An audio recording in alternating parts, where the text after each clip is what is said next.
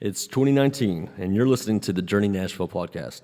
Thanks a lot for listening, guys. I really appreciate it. So I normally don't do this, but I had to because my mom is so awesome that I was embarrassingly nervous the first few minutes. And you can tell, so I'm just calling myself out before you guys get ahead of me on that one. But Mom, thank you very much for coming on the podcast. I had a great time, and I hope we get to do that again soon. For everyone else, have a great 2019. Hope you enjoyed your holidays.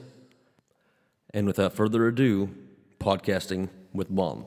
What say let's keep the musical ball rolling with music by Nancy and Donna Apple and the Esoterics.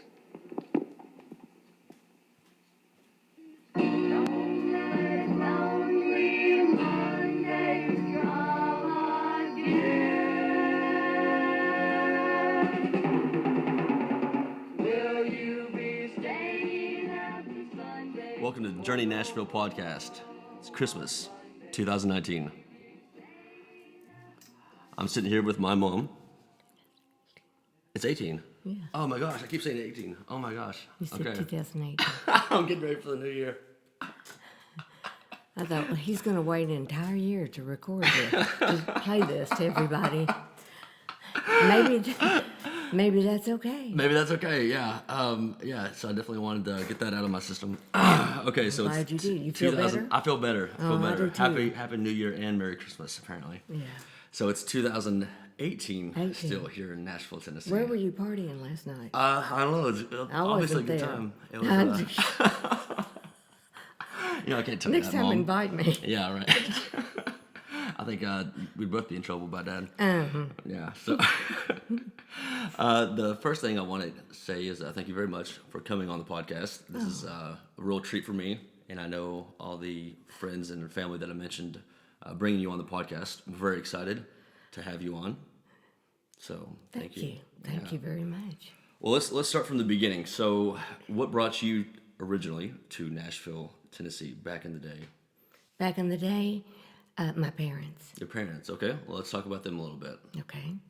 So, Granddaddy, Solon Apple, he was in the military, correct? That's correct. Okay. And he actually flew the B-27s?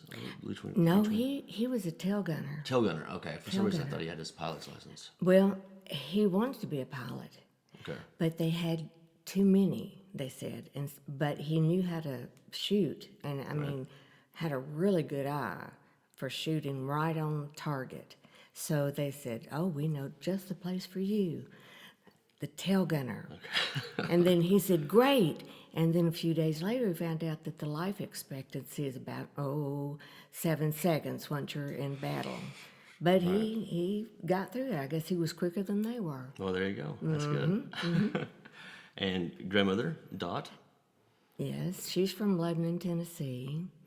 And her brother and father were both very musically inclined. She was too, but they didn't include her in the band Why not? because it was all men. It's all men. Okay.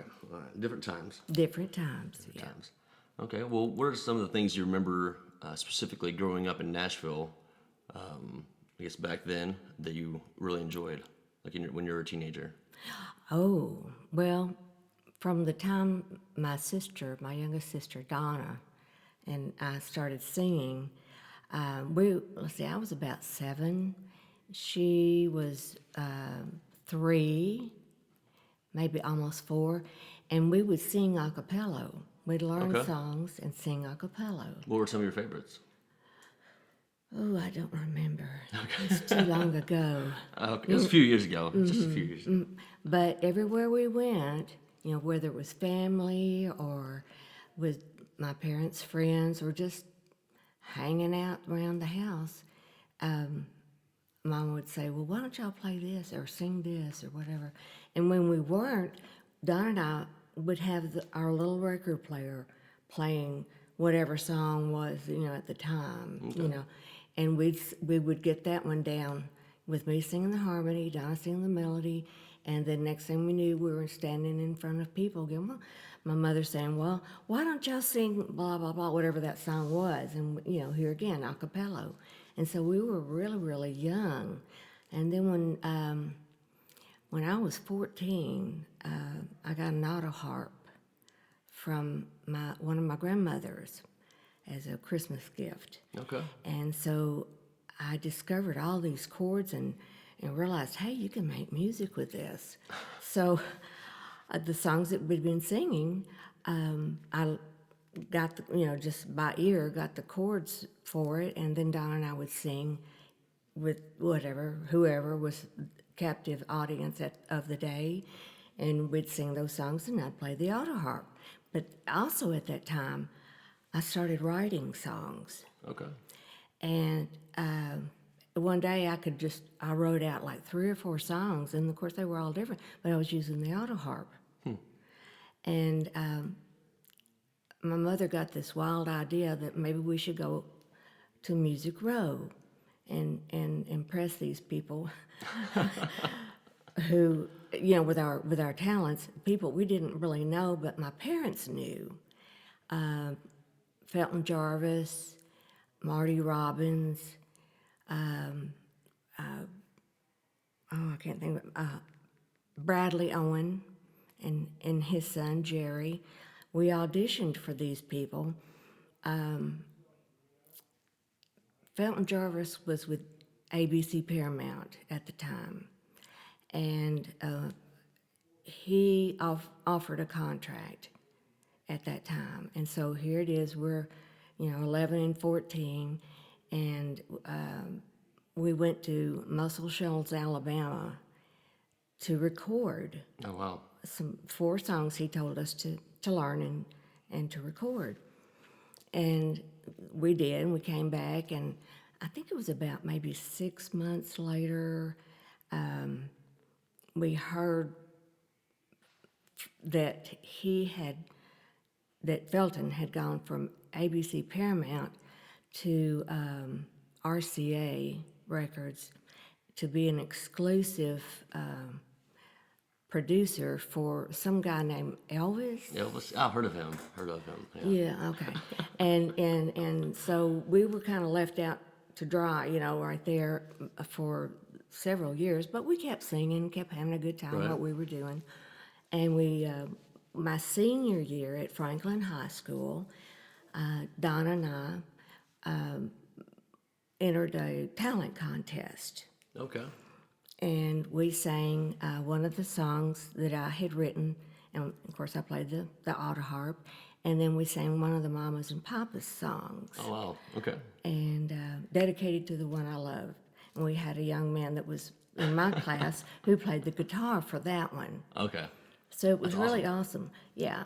Well, one of the people out in the audience was Archie Campbell. Right. And most people may remember him from Hee Haw, okay? He and his wife were in the audience because their son was also in this play, in a play that we did right after the talent show. Yeah. Okay, so it's like, the talent show and this play. And he had seen us at the talent show, and then he saw me and, the cast and crew of Little Abner, and he decided that he wanted Donna and me to be one of the opening groups for his show up in Gatlinburg, Archie Campbell and the Stars of the Grand Ole Opry. Okay. And That's amazing. This was the summer that I was 18 and Donna was 15. Well, yeah, and mind you, I mean, Granddad was a football coach, and so he had 4 girls, and then all this going on. That's a lot going on in the family. Yeah, but he had his own cheering team, Yeah, his own cheerleading squad. Yeah. Oh, yeah. And we did that on a regular basis. Oh, I'm sure. All Yeah. 4 of us. That's awesome. Yeah. So how'd that go out there in Gatlinburg? That was so much fun. We stayed in the cabin with Archie and his family, and every night except Sunday, we performed at the theater at his Oh, wow. Archie Campbell and Grand Ole, Stars of the Opry, and every weekend he'd have one of the stars the opera, of the Grand Ole Opry, like Chet Atkins and, oh gosh, who else was it? A bunch of people. Not Dolly Parton, but the guy she was with, what is his name? I could. I can see his face. Anyway, if any of you out there are as old as I am, you know who I'm talking about. Look it up. Look it up there. Kids my age, just Google it. Just Google it. Yeah. Yes, not Dolly Parton, but the guy that helped her career. Okay. And so that was all the summer long that we did this, and just had a blast. Of course, you know, Donna and I were really too young to really fully appreciate the situation. Right. Yeah. You know, we'd do the show and then go home. Yeah. And just having a good old time. Yeah. Okay.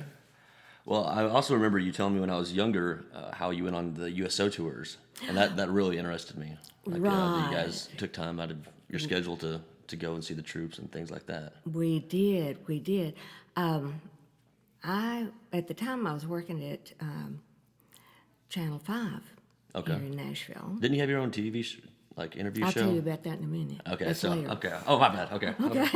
You're the professional interviewer here, so okay, keep going. Anyway, I was right after the fall came, and I got a job thanks to Bob Clift, who was a salesman there, and who I babysat for. Okay. He thought I would make a really good receptionist. And they were in the process of moving from the L&C Tower to their brand new location, and it looked like a spaceship on James Robertson Parkway. And if you live here in Nashville, you probably have driven by there and gone, "Oh my gosh, there's a spaceship." Well, but it was brand new there. And in the meantime, in the interim, I was at the old, the L&C Tower as a receptionist for the TV station. And, of course, met everybody that came in through the front door. There was a man who had a gospel group, and he asked if, somehow or another, if I was one of the Apple sisters. And I don't know how he found that out. I really don't to this day how he even found that out. But I said, well, yes. And he asked me if I would be interested, my sister and I would be interested in going on a USO tour to Korea. Okay, wow. Okay, now Bob Hope was taking care of all the other places, but they didn't have any entertainment as such to Korea. Okay. So Ronnie Page, there we go, that's his name. Okay. You'd really have to be old to remember him. But anyway, sweet guy, and he had a group, they did the gospel singing, and so Donna and I, though, did the, Mamas and Papas, and not so much country, but a little bit of, but, like Mamas and Papas with a country wang to it. Right. I won't demonstrate. Okay. But anyway. I'm sure it'd be lovely if you did. So we were there for like 3 weeks. 3 weeks. Wow. In December, and it was like the 2 weeks before Christmas and the week after Christmas. And we went from snow to on the beach to up in the DMZ, and we got our own bodyguard. When we were at the DMZ, they had several bodyguards with us on our bus. And one really fun fact about it was that our bus driver didn't speak English. No That's English. Really fun. Yeah. Yes. It's in a foreign country. Foreign country, and you think somebody, we're USO Tour, take us to, one of the bases. We managed to do that, but it wasn't, but I didn't help at all. Okay. I was just... You're just along for the ride. I was just along for the ride. And but another interesting thing about that is we flew from Nashville to Chicago with a connection to Alaska. Okay. And as we were going to land in Alaska, the engine stopped on the plane. Totally. What? You never told me this. Stopped. And this plane is kind of shaking because it was a military plane. And one of the older men, that was with the gospel group goes, "Oh God, I hope he did this on purpose." Yeah. I don't think so. No, but we landed, and it was totally dark, and On an airfield or in the middle of nowhere? in the middle of nowhere. Good. Yeah, how come you've never told me this story? Okay. Well, I all can't right. tell you everything. Fair But enough. anyway, Fair enough. Golly. yeah. And then we coasted in, and we landed, we coasted in, and we're looking out the windows, and there's nothing. I mean, it's dark. There's Right. no lights or anything. And I'm thinking, well, this is really scary. Yeah. Well, you just landed in a plane with no engines running. That wasn't scary? Like this is the scary part now? Yes. The darkness? Okay. Yes. And then he started the engines up again. And I guess that it was to manipulate the plane, or to, slide the plane over to where the airport was. Oh, wow. Okay. So they pointed, and said, okay, I'll get off and, go right over there. Okay. And it was nice to see some light. Yeah, I imagine. So. Were there peanuts and things like that served on Well, this it plane? was on the plane, Yeah. on a military plane. Yeah. How many people of y'all out there who've been on the military had somebody going up and down the aisle saying, would you like to have a Coke or a drink of water? And how about some peanuts? I don't think there'd be very many people on Probably that not. plane. Really. No. No, probably not. No. Well, that's frightening, but I'm glad you made it, obviously.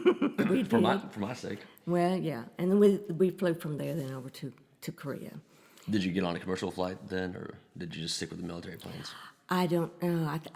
I really believe that it was a commercial flight, but I could be wrong. Did you tell your mom and dad what happened? No. Okay. I can imagine Because so. I was kind of hoping after all of this, I was, you think back and I thought, I'd really like to do this again, so let's don't tell Let's Mama. don't, yeah. Let's don't tell So her. now you understand why. Okay. All right. Got an understanding there.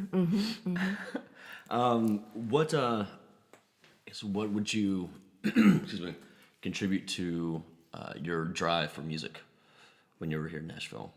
Well, you've always been musically driven, but what made you start at such a young age to continue pursuing it? I just couldn't help myself. Just couldn't help myself. Really, I mean, when you've got this musical talent and you've got an auto harp and a piano, it's just in your blood. Right. And anyway, that's how that's all I can say. It's just I couldn't help myself. All right. Well, Donna, bless her heart, she was in demand too, because she had such a tremendous voice, more like she could do the Mama and Papa songs, Be Mama Cass, or we did some of the Carpenter's songs, so we softened down her tone, and of course I was just doing the harmony, but I was the one kind of Working leading the instruments, charge. right? Yes. Okay. Yes. And anyway, so we, when we got back home, Ralph Emery, and everybody knows Ralph Emery, okay? I was on his show when I was in high school with, the play I was singing about, the Little Abner, and I was the first one to come out singing. And that's when I met Ralph Emery. He evidently thought that, the group, this little singing group from Franklin, Tennessee, was pretty neat, Right. And I mean, we weren't really bad, evidently. But anyway, he came over and asked me if I sang professionally, and I said no, but my sister and I do sing. And so he invited Donna and I over many, many, many times on his show. We'd get there at 6 o'clock. We'd tell the guys, no, I'm sorry, we'd get there at 5:30 because the show started at 6 o'clock. And in that 30 minutes, we'd tell the band what 2 or 3 songs we were going to sing. And how old were you at this point? Well, I was still 18 Still 18? Okay. when all that started. But, it kept on. And sometimes, I mean, he'd just call the house, and of course, Mama would answer. And if I wasn't there, well, he would just say, I sure would like to have the Apple Sisters on the show tomorrow. Well, they'll be okay, they'll be there, and so, neat. yeah. And so we were on there quite a bit. We did some of Skeeter Davis's songs, and I think he liked that because he was recently divorced from Skeeter Davis at that time, Okay. which, I wasn't really sure if he was, well, who knows? I'm not going to go into that. Everybody think about that themselves. All right. But Well, I mystery. like the fact that, I like the fact that we were on the show. Okay. And then from there, I would take Donna home, and then I would go back to work at Channel 5. Okay. And that's what I was going to ask you next is you had an interview or some kind of show, I remember you telling me, where you'd have people come on. You had the Beach Boys, I believe you said. Right. When I first started working at Channel 5, Bob asked me, the guy that, Bob Clift, I was telling you about, that got me the job that I babysat for. I would ride into work with him. Now, this is me at 18, and I was saving up for my paychecks, to buy a Mustang. Okay. All right. Woohoo! And so anyway, I would talk to him about how nice it would be to have a show right here in Nashville that was kind of like American Bandstand, but you'd interview people and you could have people on like American Bandstand, and have the dancers and all that. So anyway, one day I'd been there maybe a year, so I was like 19 now. Someone came down, and I can't remember who it was, but from a meeting that they'd had, this, I don't know if it was a sales meeting or manager, or anyway, they came down and told me that I was going to have a TV show. Wow. Just right out of the blue. And I guess you could have knocked me over with a feather at the time, but Yeah, I'm sure. but I was still, riding back and forth with Bob, and so, here again, we were talking about how neat it would be, and he said, or one of us came up with the idea of having every week on Saturday for an hour long. I want you to think about how scary that would be. Every week, hour long, have one of the schools featured. Okay. And so that's what we did. And then I would line up the school, all the local and some even out a little bit outside of Nashville, and they would come to the show and dance, and of course they would get to meet whoever was there as far as the guest, and we just, I lined up the guest and printed out, what we're going to do, where the commercials were going to be, and the songs and this, that, and other. And before the school got to there, we got to the station, I sent a film crew out, and they were to brag about their school, what was so great, or if it was football, if it was basketball, who were some of the players, things like that. Tell us something you're really proud of about your high school. Right. And then whoever was the president of the student body or whatever, someone that Saturday, would talk about it as this film was rolling. And yes, we had I guess with the contacts that I'd had already over there on Music Row, we had some amazing guests. First of all, we had Brenda Lee and Roy Orbison.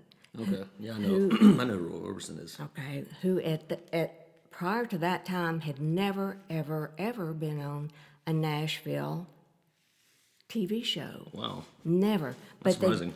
But I knew Brenda. She was a few years older than me, but I knew her, and my contacts got Roy Orbison, and we did a music video with Roy Orbison and with the Beach Boys. And of course, I would interview them too, with Glenn Campbell.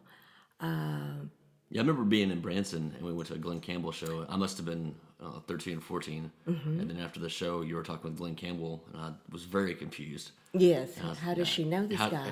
He was on the stage, and everyone's clapping. How does Mom know this guy? You're right. Yeah, that's awesome. And Bobby Vinton. Yeah, I remember Bobby? I remember Bobby Vinton, too. Yeah. And I did a backup singing a little bit on one of his albums. Oh, okay. So, when he came down into the audience and had people singing with him, well, he recognized me, And I said, real quickly, I said, I'll do harmony. He nodded, and then I started singing harmony with him on this song. And I don't remember what song it was, but somebody sitting behind us goes, that sounds good. That sounds good. Yeah. Yeah, I remember that. I was very confused. I was like, what in the world is going on Right. now? But I had a lot of fun. I can't even remember all of the celebs that we had. As far as in the music business, we had some other people like Pat Boone and Yvette Mimieux, and for those who are as old as I am or older, she was a very famous actress, beautiful. Look it up, Yvette Mimieux, Andy Williams, and let me think who else. Oh, during the same time I met Dick Clark. And I was sitting up front. I was giving the receptionist a break. Okay. And so this man comes around. Of course, I knew who it was immediately. This is Dick Clark. I'm thinking to myself, he doesn't look up from whatever notes it is that he's writing. He just says, would you call me a cab? And I did. You're a cab. You're a cab. And then he looked up. Yeah. You're a cab. No, you're a cab. Yeah, you're a cab. What? But we just kind of laughed about it, and he went on, and I think you thumbed a rod where it needed to go. Yeah, that's good. Glad he got there. Yeah. Glad he got there, all right. Yeah. I met a lot of interesting people while I worked at Channel 5. Ray Stevens. Yeah, everybody knows him. And Ray Charles. Right, yeah. Well, how'd you, I guess one of the stories I wanted to bring up is the fact that you met my dad through Uncle Russell. Yes. Red. That's a really neat story. Red Steagall. I was going to a party. They have parties there on Music Row, and I was at one of these parties, and Red came up to me and asked me if I was dating anyone seriously. Well, I hated to say anything because I didn't know what the next question was going to be. But I said, no, not really. And he said, would you like to meet my brother? He's a whole lot better looking than I am. Yeah. And so I said, well, yeah, sure, why not? And so he said, well, I'll just have him come by where you work and we'll introduce you. I said, okay. Wow. Well, what I didn't realize, and you may not know this story either, is that I had met him that night. Oh, no. And I guess, there were so many people there that I was meeting that I guess he, in particular, didn't really stand out to me or whatever, or just, I'm a blonde, our minds wander, and no telling what I was thinking. But anyway, I had met him. So when he came the next day, he just grinned from ear to ear, and just like, I can't believe, And it was his sister-in-law that was doing all the talking there. She said, Nancy, this is my brother-in-law, David, and this is Nancy Apple. And I don't think he even said hi or bye or drop dead or anything. He just stood there. Oh, I don't know. But anyway, we started dating then, and we got married. Oh, not too very long after that. I mean, there was a dating period and all. But the thing was, he was just visiting his brother. David was just visiting Red, who at the time was living in Lebanon, Tennessee. And Red actually worked on Capitol Records. He was with Capitol Records at the time. So, David came out and he thought, I'll just be here and visit for a little while, And then he hooks him up with me and decided to stay. Uh-huh. Yeah. That's very sweet. Yeah. And then here I am. And, 3 boys later. There you go. Well, you definitely had the most difficult job raising 3 boys in Oklahoma. Was it? Well, that's what you told me all the time. No, it was not. It was not. Keeping up with it was hard. Okay, fair enough. Yeah, Okay, that's fair enough. But y'all were good boys. We lived, out in the country, and we didn't have real close next door neighbors, so we were able to actually import your friends. Yeah, exactly. You got to pick and choose who we got to hang out with. That's I right. didn't think about that. Yeah. Oops. Yeah, well, There's another. Well, as sweet as my mom sounds on this podcast, she also has a mean streak. She can instill fear. You scared me as a kid. You had that eye. As soon as I knew I did something wrong, I would run. All mothers have that eye. Yeah, that I know. evil eye. That's great. Well, we are at a Christmas party, family Christmas party. Mm-hmm. And before we get off here, I want to say thank you very much for coming on the show. And I know people are going to want you back on. And I have one more request for anybody who's trying to figure out what they want to do with their life, steps to take in their life. What advice would you give to my generation on what to do as far as following their dreams or knowing what the right thing to do is? Oh, goodness. You should have warned me. Oh, man. Sorry, that's a big question. That's a really deep question. I was following my dreams and was very lucky at the things that I was able to do, and like we've talked about. Yeah. We didn't even talk about hee haw. I know. Oh, yeah, we'll talk about that next time. Next time. But anyway, gosh, there are a lot of people that want to get in the music business, and they're just as talented as, or more so than ones that are actually there that you see on TV, and they're celebrities, and they just can't make it. So my advice, if you're trying to get in the music business, is to let that be a second career. Okay. Get something where you're steady, or where your spouse has a steady job.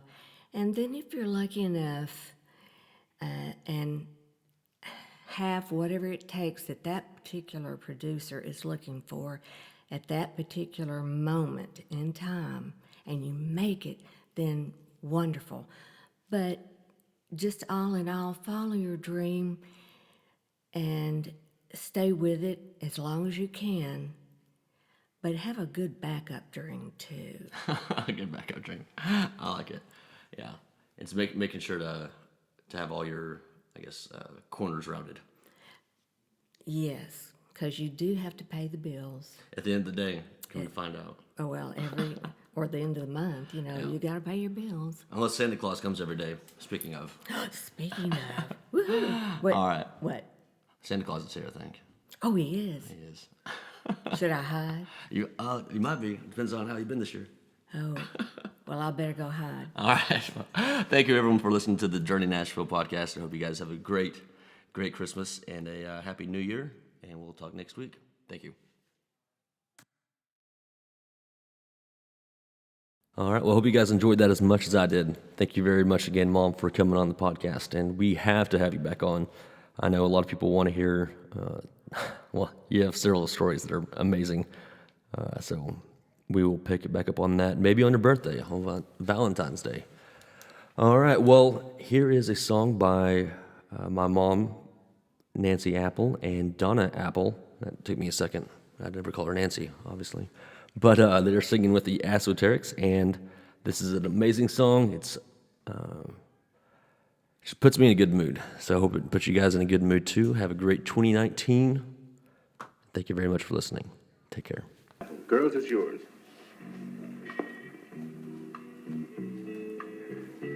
Who knows how long I've loved you? You know I love you still. Will I wait a lonely lifetime? If you want me to, I will. For if I ever saw you, I didn't catch your name, but it never really mattered. I will always feel the same. love you forever and forever, love you with all my heart. Love you whenever we're together, love you when we're apart. And when at last I find you, your song will fill the air. Sing it loud so I can hear you. Make it easy to be near you. For the things you do endear you to me. You know I will love you forever and forever, love you with all my heart. Love you whenever we're together, love you when we're apart. And when at last I find you, your song